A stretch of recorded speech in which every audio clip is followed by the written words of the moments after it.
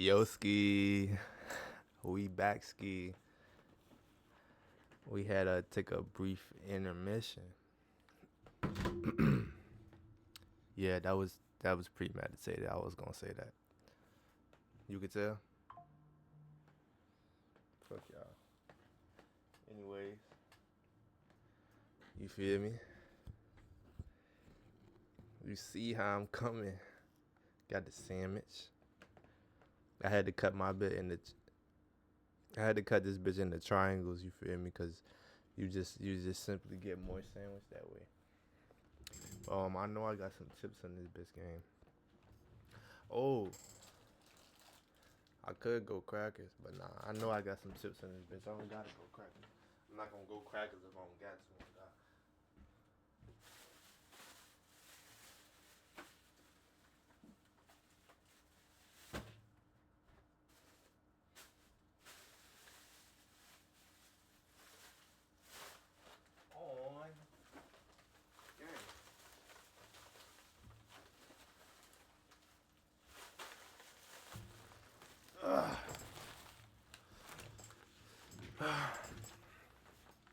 I keep rolling over shit. My room ain't big enough for this shit. Feel me? I don't got that much of selection of choice, right? I'm gonna show y'all my choices, and I'm gonna show y'all what I'm gonna go with, and I'm gonna explain why I went with that. I don't know if I even gotta explain why after I show you these choices.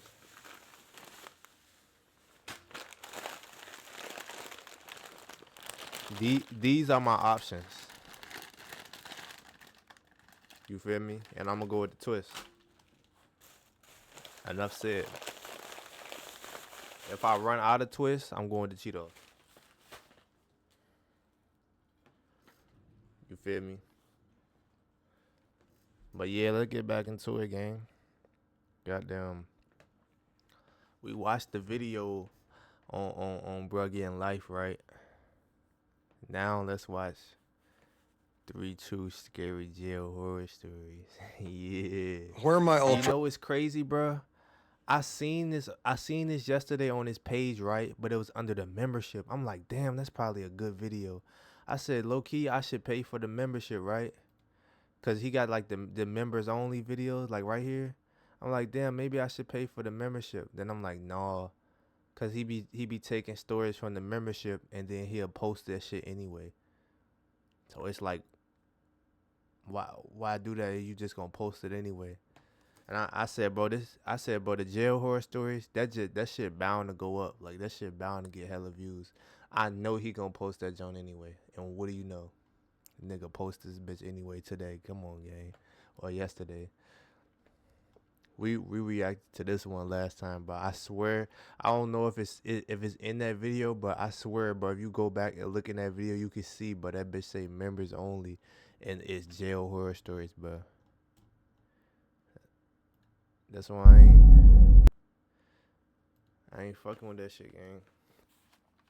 I genuinely thought, I always be like, no, I'm not buying that shit. I genuinely thought about buying the membership, and I'm so glad I didn't. But we finna watch these true jail horror stories. This with bro who got life. He probably go. I think he in prison. I know it's a difference between jail and prison. Do I really know the difference? No, not really. But nigga going through worse shit than this, if anything, or something like this. Gang on God. Let's see.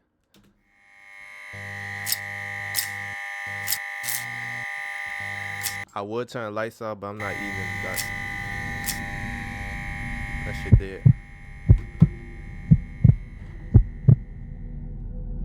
When I was 18, I got arrested for trying to steal a phone from Walmart. You talking about the phone with the little fucking strings attached? Bro, are you slow? Hold on, gang. Nigga, is you cool? Why my shit froze like this? See, this one I don't need to watch. I don't need to moderate my stream. See, look. This is my stream. It was the dumbest thing I'd ever done, and I still hate even admitting it. I was with 2 friends, and the whole thing started as just one of those stupid ideas.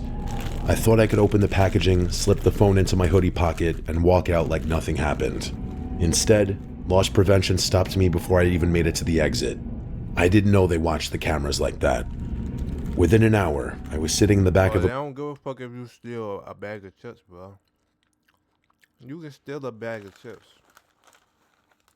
Nigga, Walmart don't give a fuck if you steal a pack of fruit snacks. But they already got insurance on that shit. For niggas to steal anyway. They don't give a fuck about if you steal that little shit. You trying to steal a phone, you really think you gonna get away? Bro, if they not watching none of the cameras, they watching the electronic session. Nigga, is you slow? They watching that shit. This nigga crazy. police car with my hands cuffed behind me, staring at the same parking lot I had driven into like a normal person earlier that day. It was a Friday night, which made everything worse. I kept thinking my parents would come get me, or that I'd just get a ticket and go home. But after I was brought to the station, processed, fingerprinted, and questioned, I was told I'd be spending the weekend in county because court wasn't open until Monday. Hearing that made my stomach twist. I still remember the feeling of helplessness. I had never been in real trouble before. I had never even been suspended from school. And now I was being walked into a local jail in handcuffs over one of the Cause you don't got no experience. Why you doing shit like this again? You gonna learn today. most embarrassing decisions of my life. The booking process took forever. They took everything on me, including my clothes. Then they gave me an orange jumpsuit to put on. And that's really when the gravity of the situation I got myself in became real. I remember changing into it and looking at myself for a second, feeling sick. They got mirrors? Okay, then you might be in a little nice joint. When they finally brought me back to the holding area, I realized very quickly that nobody else looked like me. I don't mean that in a better than them way. Black?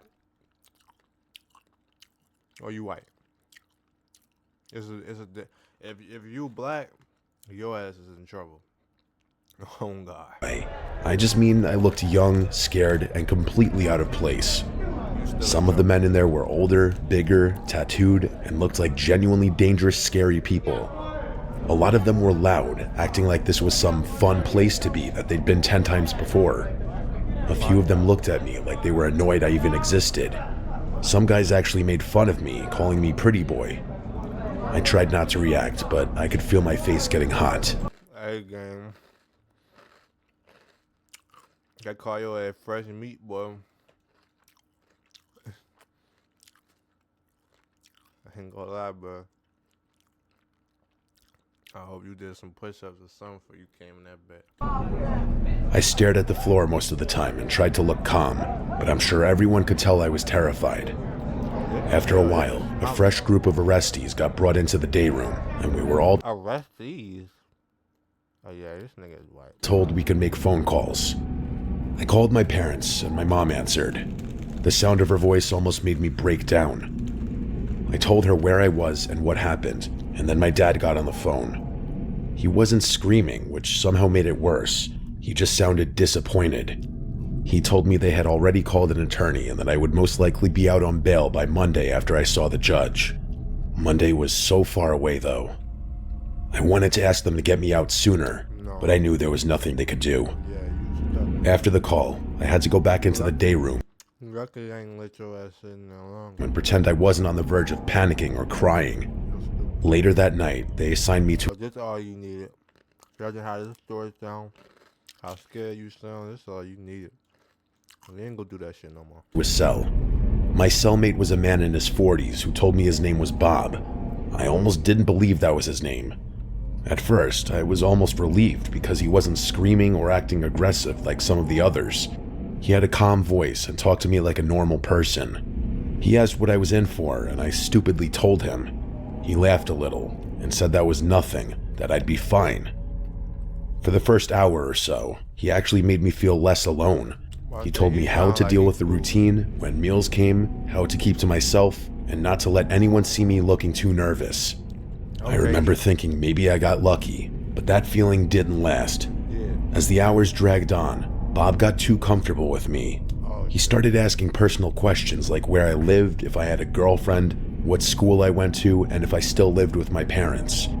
I gave vague answers, but he kept pressing. Then he started making comments about how young I looked and how I didn't belong there. At first, it sounded like a concerned elder, but then it started sounding creepy. He would sit too close on the lower I know where this going, gang. bunk with me when we talked. He touched my shoulder more than once, and once he put his hand on my knee while laughing at something he said. I moved away right away, and he smiled like he knew exactly how uncomfortable he was making me. From then on, I dreaded every second the cell door was closed. The day room became the only place where I felt like I could breathe, even though that place was terrible too. I would wait for the doors to open just so I didn't have to be alone with him. The days and nights blended together, and it all felt like one long day because there was no damn sunlight in that depressing place. The lights never fully went off. I barely slept. Every time I closed my eyes, I felt like Bob was watching me. One time, in the middle of rest time, I don't even know if it was nighttime, I opened my eyes and saw him looking down from the top bunk at me. He saw me wake up and said he Is the nigga head upside down like that? I keep peeking down like just head upside down, bro. Like Spider-Man on some shit. couldn't sleep either. I didn't answer him. Those 48 hours felt longer than any full week of my life. By the time I finally saw the judge, I was exhausted and yet excited to leave. Nigga, you made it out? What the fuck is this story about? I barely remember what was said. I just remember hearing that I was being released, and later that day my dad picked me up. When I got into his car, he wasn't angry. He was strangely sympathetic but disappointed. I didn't want to talk about jail, Bob, or anything that happened. I wanted to shower and sleep in my own bed and pretend the whole thing had just been a bad dream. A few days later, I got a follow on Instagram from a fake-looking account. My profile was public at the time, so random accounts weren't unusual. It had no real name and no posts, and the profile picture looked like a dark, blurry room. I ignored it. Later that night, I got a DM from the account. When I opened it, it was a selfie from Bob. His face was close to the camera with that same little smile he kept giving me in the cell. Under it, he had written, "Miss you already." I blocked the account immediately and threw my phone onto the bed. I felt violated in a way. He knew my real name. He found my profile, and I had no idea how. 2 days later, I came home from work in the late afternoon. It was a foggy day, and my parents... Well, they probably got your information in that bitch for a hefty price, on God. That should probably cost that nigga like $150, $250 just to get the IG. They were probably already bidding on your info, gang. I ain't gonna lie to you. Parents were both still at He probably bidded to get their cell meet. Nah. work. As I pulled into the driveway, I noticed a ratty old car parked across the street. Someone was sitting inside with their head down. I sat in my car for a second watching it. I couldn't see their face, but something about the way they wouldn't move was concerning. I went inside fast and locked the front door behind me. A few minutes later, while I was standing in the kitchen trying to tell myself I was being paranoid, I heard the front doorknob rattle. Instead of knocking or ringing the bell, whoever was outside was turning the doorknob back and forth like they were testing if it was unlocked. Then they stopped. It was not even 30 seconds later when I heard the back doorknob do the same thing. That's when shit became real and I called 911, as weird as that felt after spending a weekend in jail. I whispered at first because I was afraid whoever it was would hear me. I told the operator someone was trying to get into my house. While I was on the phone, the doorbell rang. The operator asked if I could see who it was. I told her I was too scared to check. I told her I thought it was the man I shared a cell with in jail. She told me not to answer the door and to wait for the officers. By the time the officers arrived, the car was gone and whoever had been at the door was gone too. I told the officers everything. I told them about the arrest, the weekend in jail, Bob, the Instagram message, and the car outside. They laughing they ass off at the station, boy. Gang, boy, why the hell you tell this story, bro? I ain't gonna lie. This is not what I expected when I clicked on this video, bro. Yo, that's crazy. The second I admitted I had just been in jail, I felt their attitude change. They weren't rude per se, but they didn't seem eager to help either. One of them asked if I was sure I wasn't just shaken up from the weekend, which really pissed me off. Another asked if I had given this guy my full name. I said no. They left me with a report number, and that was basically it. For the next week, nothing happened, and I tried Not looking into that shit at all, bro. At all. to convince myself it was over. They probably like, yeah, I bet he won't do it again.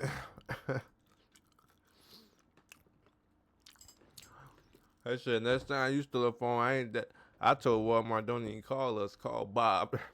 Bob gonna come get your ass.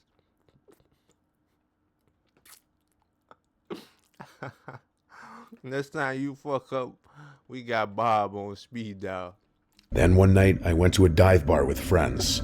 They weren't my friends who knew about the arrest. Outside of my family and the friends that knew, I didn't tell anyone else. We were standing near the pool table when I looked toward the far end of the bar and saw Bob sitting alone. He was wearing a baseball cap pulled down low and a dark jacket, like the guy was freaking incognito, but I knew it was him. He wasn't looking directly at me when I first saw him, but a few seconds later, he lifted his head, and when he saw me looking at him, Bob a motherfucking warrior. Bob a motherfucking warrior. He owned that ass. You might gotta go back to jail to get away from Bob. I ain't gonna lie to you. That nigga is not. He is not giving up at all, game. You might gotta go back in. he smiled. The fear and concern in my face had to be so obvious that my friends asked what was wrong, and I told them there was a girl that I didn't want to deal with and that I wanted to leave. We left through the front, and I kept expecting Bob to come out behind us. At this point, In the parking lot, I told my friends I was calling. you could have told a different lie. You be like, oh no, this nigga looking me up, and now he checking like, fuck it. You could have just said like, what the fuck wrong with bro? Just pointing at him. Then everybody look at him. Yeah, I don't know what type of friends you got, but we would jump this ass. Calling an Uber home, but to wait with me. The second I got in, I called my parents and finally told them everything I had been leaving out. That night, they put their foot down. We went straight to the precinct. This time, with my parents there and with the Instagram message still saved as a screenshot, they took it more seriously. I told them about the attempted break-in, the fake account, and seeing him at the bar. I signed a sworn statement, and eventually I was able to get a temporary restraining order. That was when I found out Bob wasn't even his real name. I'm not going to write his real name here. I also learned how easy it can be to find inmate and arrest information after someone gets booked. Oh yeah. My guess is that once he got released, he searched my name through public records or some jail-related system and found enough to track me down. The restraining order seemed to work because I never saw him again after that. But for years after, this crap definitely stayed with me. Getting arrested for stealing from Walmart was humiliating, and it could have messed up my life in the obvious legal ways. But the worst part almost had nothing to do with court and the charges. It was realizing that one stupid decision put me in a locked room with someone who should have never had access to me, and then gave him just enough information to follow me back into real life. More had to happen in that cell game. He ain't wait till y'all get out. He knew he wasn't gonna be there for that long. We told him what you did, game.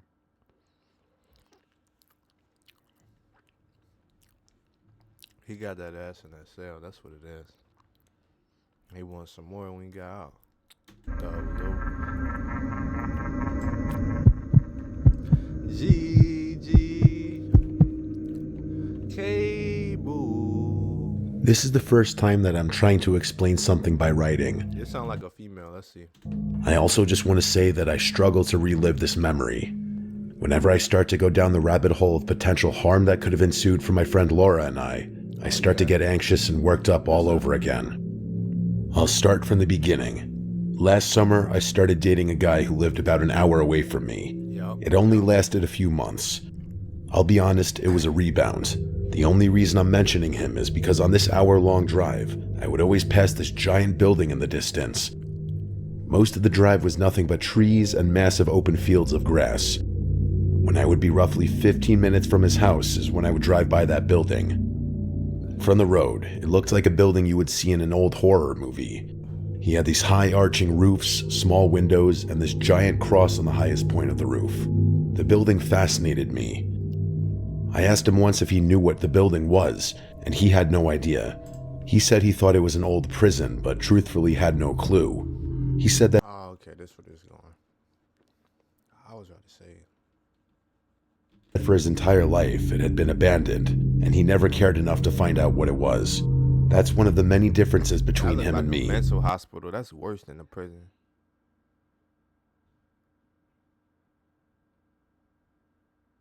I thought my deuce was calling me.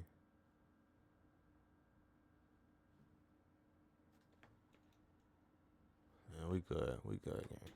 I saw that building one time, and I wanted to know everything. Wow. After he and I stopped talking, I would still think about that old building sometimes.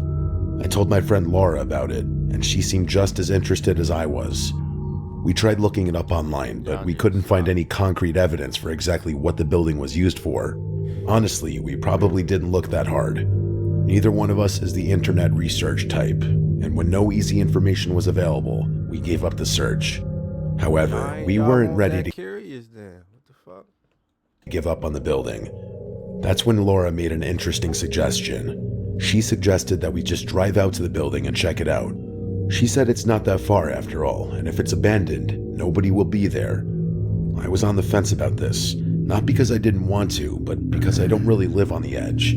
I don't take risks a lot, and potentially breaking into a building is a massive risk for someone like me. As I write this now, I feel like an idiot, but when this happened, going in the middle of the night seemed like a better idea. My logic was that if there was some type of security, they would for sure be gone after dark. I know it's not the best logic, but that's where my brain went. A few nights later, we made the trip at 1 in the morning. We put fresh batteries in our flashlights and got ourselves pumped up for an adventure. What kind of Scooby-Doo shit is this? Laura parked the car on the side of the road. She didn't want to pull the car all the way up to the building just in case it had cameras. It took us almost 10 minutes to walk from the side of the road to the front door. When we got to the front door, I was desperately looking for a sign above or near the door. There was nothing I could see anywhere. Even with being right at the door, we still couldn't tell what the building was. Laura walked up to the front door and tried opening it. Surprisingly, it opened right up. There was a lock on the door, but it wasn't latched. The smell of must and old wood was overwhelming. With our flashlights on, you could see a stream of dust particles everywhere. After walking in the door, it seemed obvious what the building was. It was clearly an old prison. There was a door straight ahead that had bars on the window and a giant lock on it. This door also wasn't locked. It wasn't even closed.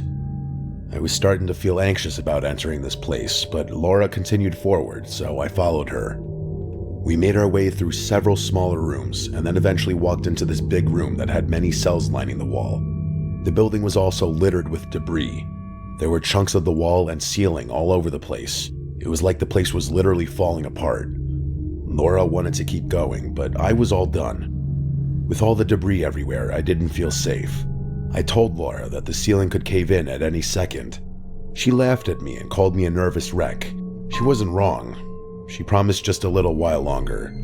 I was reluctant, but I agreed. It couldn't have been more than 3 minutes later when we heard a loud crashing noise. It stopped us both dead in our tracks. I instantly started freaking out. I couldn't help but imagine the worst. Laura was trying to be rational. She said something must have collapsed, and we heard the echoing. I gave her a look that said it was time to leave. Whether it was something collapsing or something worse, it was time to go. We started heading back in the direction we came from. In the doorway of the big room with the cells, Laura could see a person standing at the end of the room. When Laura told me, she said not to freak out. I can't even begin to explain how unbelievably unsettling it is to be in a giant abandoned prison in the middle of the night and have a person standing 20 feet away from you. We didn't move. The person eventually put their hands up in a defensive position and spoke. He said his name was Mike, and he meant no harm. Laura started to press Mike, asking him why he's in the building and telling him that if he comes any closer, we'll pepper spray him. Mike immediately went into defense mode. He claimed that he was a security guard for the building. He said that he's supposed to detain anyone who breaks into the building and call the police to pick them up. He started going into detail about how the building started getting broken into all the time, so they needed to take measures to keep the people out. He seemed confident. All his answers were smooth, and he didn't stumble over his words at all. I was freaking out at this point, thinking I was about to be detained. Laura leaned over and whispered to me that she didn't trust this guy. Mike continued walking towards us with his smooth That jail's still in operation. And he the leader. tone. He said that he was going to escort us out of the building He's the captain. with a warning. He claimed that we looked like nice young women and that there was no reason to get the law involved. I started thanking him. He was laughing and told me not to worry about it. Laura asked if he could get out of the way so we could leave. What he mean by that, nice young women? You don't got no survival instincts. You don't question nothing, do you? You don't question the world around you at all. I can see that. And he got a little weird. He said he was sorry, but he couldn't let us leave that way. When we pressed on why, he said that part of the ceiling caved in. There was no way through anymore. He was going to take us out the building through a much safer back route. Laura was skeptical. I just wanted to leave. When he walked by us, he did look a little weird. By that, I mean he wasn't dressed how you'd imagine a security guard dressing. He was wearing jeans, white sneakers, and a black sweatshirt with a flannel on the outside. Laura even said that his outfit looked weird for a security guard. He laughed, and with that confident, smooth voice, he claimed that he was able to wear whatever he wanted since this was mostly a boring job.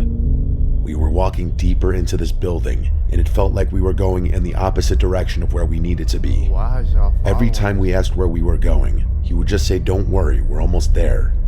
A few minutes You later, got to spray this nigga and run.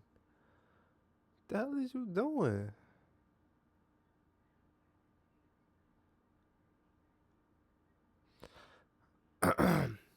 Honestly, bro, y'all put yourself in this situation. Y'all know y'all ain't had no business. Y'all clearly don't got no survival instincts, bro. I say, guys, this is my opinion. You know, you can formulate your own from the information that's clearly provided. But I think this is a natural phenomenon that we learn in science class called natural selection. This is clearly nature's way of weeding out the weak in the feeble-minded. You know, and not that that's right, but it's just the way life goes, gang. we made it to this long, narrow hallway with a door at the end. The hallway was small enough that we couldn't even fit two people next to each other. He opened the door at the end of the hall, and it was a long staircase down. It was dark, so dark that you couldn't even see. Instead of continuing to lead, he moved to the side of the door frame and said, "After you." We just looked at him. Laura asked him, why would we go down? He just laughed and said she was silly. Yes, he used the word silly. Laura put her foot down and said we weren't going any further. That's when I stepped in and asked if he could lead the way. He didn't answer for a second, but then agreed. He took 1 or 2 steps down and then said that he needed to make sure the door locked behind all of us, just in case someone broke in. So he came back up, grabbed my arm gently, and tried to guide me down first. I was not a fan of this. Laura screamed and pushed him away, which freed his grip from my arm. Because Laura still had some high ground, she was able to make him stumble with the push. She looked at me and told me to run. Laura and I ran back the way we came. I should have pepper sprayed. Eventually, we made it back to the room with the cells and ran through the door where we could have been blind. Now he gonna follow y'all exactly where he might hawk y'all ass down. encountered Mike for the first time.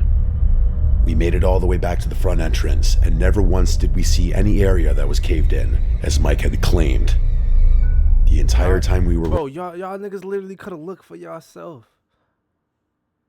Y'all ain't... That's why I said you don't question shit around you. Somebody, he claimed. You believed. You took his word for it. You don't know this nigga. The fuck? How did you... What? I know what y'all is. Y'all running. We couldn't hear anything behind us. Even though we didn't hear Mike, I felt like he was right on top of me. It was like I could still feel his touch lingering on my arm. We sprinted to the car and drove off fast. The entire long drive home, we kept checking the mirrors, making sure this guy didn't follow us somehow.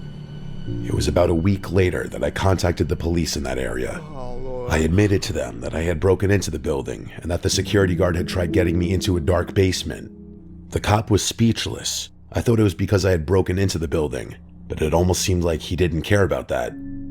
He told me that the old prison doesn't have any security guards, and it isn't even patrolled or monitored by security cameras.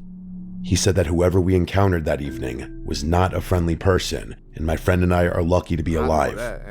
Just reliving those words from that cop makes me want to cry. I think one of the most upsetting things. A week and to talk to the fucking cops and him to tell you that for you to take it and like damn, you could have like, hey, well, a nigga told me to jump caved in, you can't go that way. Oh yeah, I see for myself. Like, fuck is you talking about? Like, no, I'm not.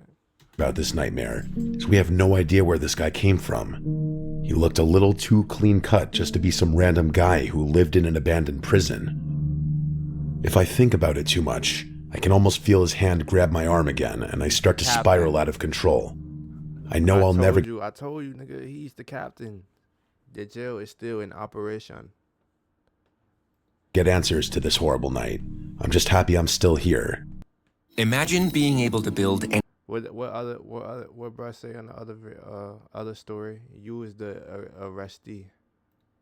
I'm able to tell my story.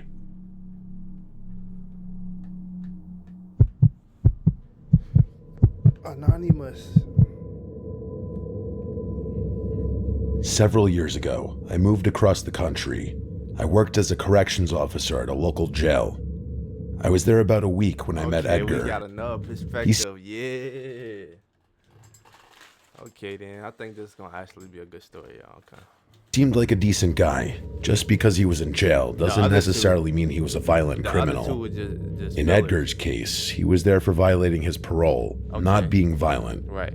Every time I would cross paths with Edgar, he was always respectful, called me sir, and never stepped out of line. Okay, man. One of those first weeks there, completely out of the blue, Edgar asked how Stan is that piss? What the fuck is that? was doing. I just looked at him in disbelief. Edgar asked how Stan was doing. I just looked at him in disbelief. I have a brother named Stan, but I couldn't think of how Edgar would know something like that. This jail I worked at was nearly 1,000 miles from my hometown. The people I worked with didn't even know about my brother. I just remember ignoring him and going about my business. As unlikely as it could be, I determined that it had to be an insane coincidence. He could have been talking about anyone or anything. You should have pressed that shit. A few days later, I crossed paths with Edgar again, and this time he asked if Diana still lived by the lake. Now he had my attention. My mother's name is Diana, and she lives on a lake. You definitely, if you ain't pressing now, I'm probably not gonna have no sympathy for you for the rest of this story. I pulled him aside and asked how he knew that name. He just shrugged and said he didn't know. In a lot of jails and prisons, they have these gossip chains where inmates will find out information about other inmates and even some of the law enforcement. But in this instance, there was no way this guy could have found out information this personal. It just didn't make any sense. Nobody in town knew who I was. I didn't have social media. I wasn't even the talkative type. This just felt weird and like a total invasion of my privacy. After he asked about my mother, I did some research. As unlikely as it could be, I thought maybe there was a chance this guy was from my hometown. After looking up Edgar's file, I was able to see that he was born and raised right here. By all accounts, he had never even been to my side of the country. Then one day, he asked about my nephew. Side of the country? Nigga, where you live at? How small is your fucking country, nigga? I'm saying, though, because, like, you don't work on one side of the country and live on the other side. Like, you work close enough to the fucking job where you can drive there every day. Like, come on now. He asked if he was still a fan of baseball. I was beyond disturbed at this point. There was no way this guy could know this information about my family. I went to my supervisor after this and told her about Edgar and this weird cat and mouse game he was playing with me. She dismissed it. She said he was probably trying to get me to retaliate in some way so he could sue the jail. I didn't buy this, but I accepted it because I felt like I had to. I would continue seeing Edgar daily, and I would wait for him to mention another member of my family, but he never did. He continued to be respectful, always smiling, and never aggressive. Not long after all this, Edgar was That nigga the Joker. finally getting released. On his way out, he said goodbye to me and then said something that stuck with me. He said, "Maybe I'll see you around." I don't know why, but it made me feel uncomfortable. Maybe it was the weird smile he had as he said it. I don't know. It just felt ominous. A few months had passed since Edgar had been released. Energy don't By this lie. time, I was completely settled in at my job and in my new home. I started dating someone, and I would spend certain nights of the week at her place. One morning while I was at her place, I got a notification on my phone. Someone had alerted my Ring camera at my house. They rang the bell. They stood there completely still for a strange amount of time, and then they finally rang the bell again. This time they spoke through the camera. In a soft voice, the person said, "You home?" Clearly I wasn't. Then the person started talking about selling meat out of his truck.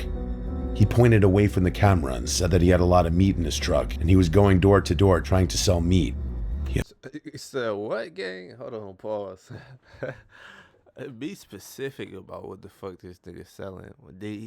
But was he specific? Like, is that what? Like, you can't just say shit like that, bruh. You gotta be more like, say you selling chicken, or like, what the fuck is you selling? Like, what? Nigga talking about. Apologized for imposing, and then left. I just ignored the entire thing. This wouldn't be the first time someone tried selling me something at the door, so it wasn't that weird to me. What? Even if the guy himself was weird. Even though it was morning, the way the shadows were hitting the What he's selling not weird out his fucking car? Like, what? You even, bitch, it ain't no freezer in there. Like, what you saying? camera, I couldn't tell who the person was. It didn't help that the person also had his hood up.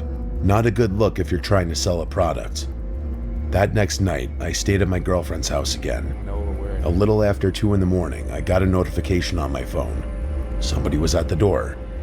When I pulled up the camera feed, nobody was there. Somehow the sensor got tripped. I heard of this happening to others before, but it never happened to me. Crazy. I dismissed it and went back to bed. The next night, I was home alone since I worked at the jail early the next day. At almost the same time as the previous night, at 2 in the morning, my doorbell rang. I pulled up the camera feed, You and got it a was nice house. That's a nice doorbell chime. the same guy as the day before, the guy who was trying to sell meat. Before I said anything, he rang the bell again and said into the camera, "Hello, I got some meat in the truck I'm trying to sell. Is anybody home?" I was furious. Before I said anything, he spoke again and said, "You should open the door so you can see what I have for sale." I'm not 100% sure, but it looked like this person reached for the doorknob after he said that. I'm able to talk through my Ring camera, so I alerted the person that I was law enforcement and that he better get off my property before I call it in. At first, he didn't move at all. Then, seconds later, he lifted his head up a bit. With a huge smile on his face, I was able to tell exactly who it was. It was Edgar. The kind man from the jail who knew way too much about my personal life. I had forgotten all about Edgar by this time. He didn't run off as a lot of criminals would do. Instead, he slowly turned around and walked away. I noticed that he didn't get into a truck or any vehicle for that matter. He claimed that he had meat in a truck, but I watched this man just walk away and keep walking into the night. I was a little freaked out after that night, mainly because I didn't know what Edgar was capable of. He wasn't violent in the past, but these were clearly not the actions of a sane man. I called my brother Stan the next day. I asked him if he knew this specific Stan, that's the nigga. You better hope you should have been called Stan as when he first and asked him about him when he first mentioned him and brought him up. Like, you ain't put Stan up on nothing that been going on, gang. Shit, that nigga Edgar the Joker, bro. I don't know. You sure he ain't had green hair? Edgar. My brother had no idea who he is. When I sent him a picture of Edgar, he confirmed that he certainly didn't know who he was. I did a little extra digging after that night and found some interesting information about Edgar. The man had no known family, no previous addresses, and when the parole officer checked his current address, he he wasn't there. I wish I could tell you that's where my story ends, but I think Edgar decided to visit me one last time. It was about a month after the last visit, and somebody rang the doorbell at my girlfriend's house at 10:30 at night. I ran to the front door to answer it, thinking it was maybe some sort of mistake. When I answered the door, nobody was there. When I looked down the street, I saw someone walking away. It looked like someone similar in size to Edgar, but it was too dark to be sure. I shouted to the person, but they didn't react and just kept walking. I didn't chase them because people walk in that neighborhood at night often. I wasn't sure if it was Edgar or just a neighbor. I went back inside, locked the door, and told my girlfriend it was nothing. I stayed up that entire night waiting for another visit, but nobody ever came. I never found out what happened to Edgar. It's like he fell off the face of the earth. It disturbs me to think about the fact that this man knew where I lived, and if that was him at my girlfriend's house, I can't even imagine how he would have found that out. It made me feel like this man was stalking me. I was constantly looking over my shoulder for months. What bothers me more than all that is that I have no clue how this guy from jail knew my brother's name, my mom's name, and where she lived. And why there's piss sitting on the table? Like, this is hella questions. I'm still terrified he's gonna show up at my mom's house one night, and I'm not there to protect her. I don't know why he chose me to mess with. I haven't slept well in years. I like to tell myself that he went to another town under a different name and got arrested there.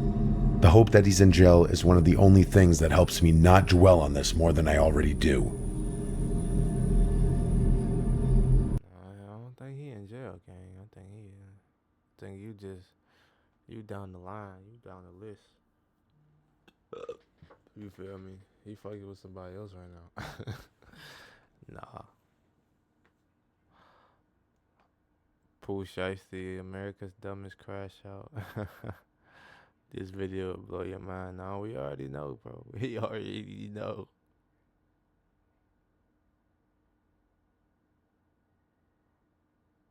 Juice WRLD didn't stand a chance. I want to watch that too. Oh, I need to watch the Patrick CC video. There's so much shit I need to catch up on. Oh my god.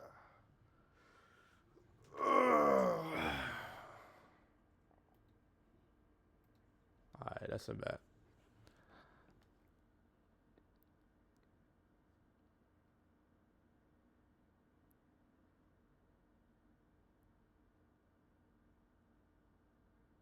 Ooh, I remember this scene. Y'all remember that one after he grabbed that joint? Hey, get crazy. I already know about this though. I mean, this shit. Why do they always just bring it? They don't got no new shit to talk about. There's literally new shit coming out every day. They keep bringing up the old shit. But yeah, gang. That's gonna be it for this little joint. It's been 40 minutes. Good little vid. All my vids be crossing that 40 to an hour mark.